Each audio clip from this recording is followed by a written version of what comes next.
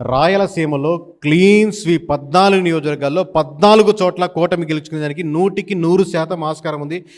Last మీకు క్లోజ్గా observe చేసినప్పుడు ఒక నియోజకవర్గం 2 నియోజకవర్గాలు ఆగుతాయి అనుకున్నాం.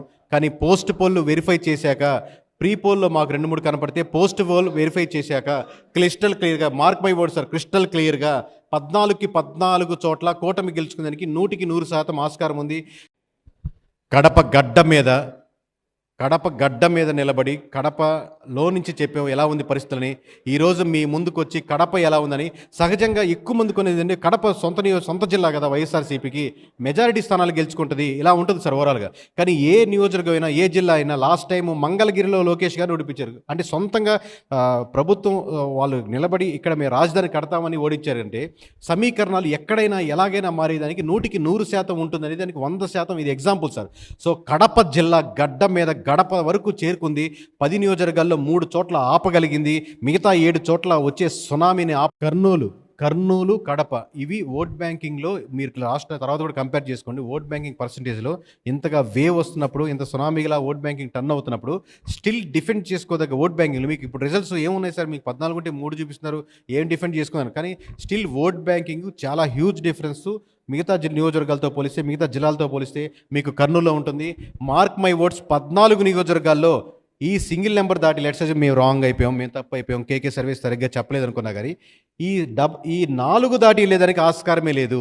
అంటే షాకింగ్గా ఉన్నప్పటికీ కూడా ఇది నిజం, మీరు జీర్ణించుకోక తప్పదు. మొత్తం శ్రీకాకుళంలో 10 నియోజకవర్గాల్లో వైఎస్ఆర్సీపీకి ఒక్క సీటు కూడా వచ్చేదానికి ఆస్కారం లేదండి.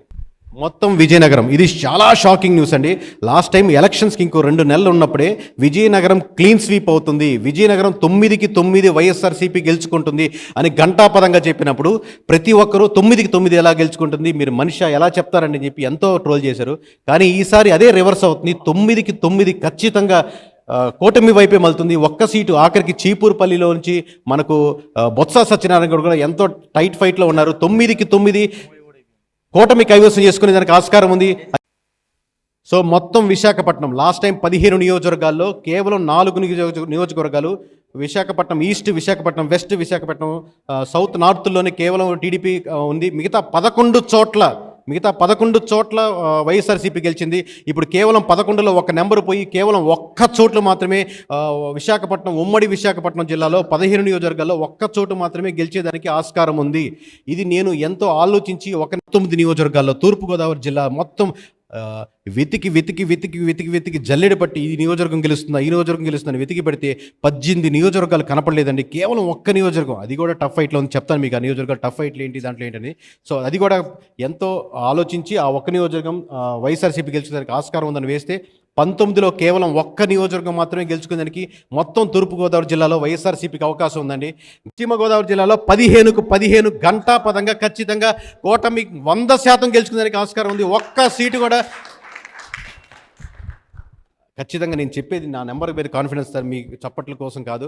సో బట్ మీ ఆనందాన్ని నేను అర్థం చేసుకోగలను. 15 నియోజకవర్గాల్లో ఖచ్చితంగా కూటమి 15కి 15 చోట్ల గెలుచుకునేందుకు ఆస్కారం ఉంది. ఒక్క చోట కూడా రాసి పెట్టుకోండి, మార్క్ మై వర్డ్స్, ఈ రాష్ట్రం నివ్వెరపోయే రిజల్ట్స్ రాబోతున్నాయి.